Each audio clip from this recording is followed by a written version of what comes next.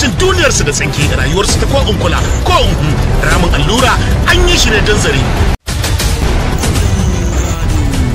Salamu alaikum. Auta. Yanzu na ga babba ya tafi bakin tasha da bakar jaka a hannunsa.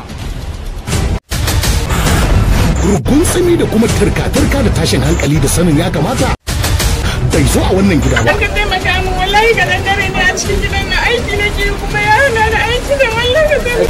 Masu iya magana na cewa ba a canja wato suna. Abincin biri kuwa sai ayaba, shi ko zomo sai dai salak. Cakwakire take a cikin wannan gida. Bakanta sai dai ta zuba ido. Gaskiya ni fa ba da na ga. Abubuwan da ake mutu a garin nan yayi yawa. Bai kuma ya ba da halima.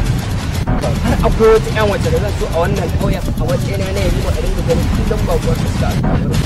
Lalle ba a da kuma tsarawa su president hiryawa Abu Prince mataimakin mai bada umarni DLMK Ja'in bada umarni su president karamin su babban su.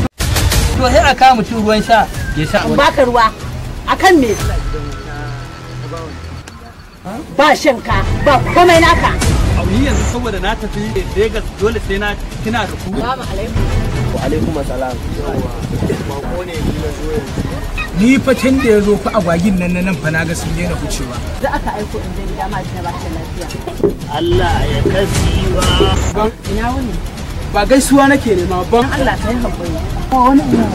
Kina da wa kina da kowa ta kawo da ta aka fura la ilaha illallah. Na ba ku awa uku.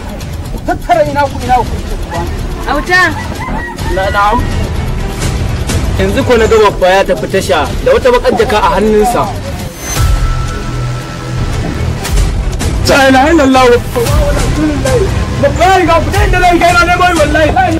Sai ku subscribe ku danna mana karrawa a YouTube channel ɗinmu mai suna KSP Investment wannan shirin zamu da dora muku shi 1 ga watan Januwari shekarar 2023.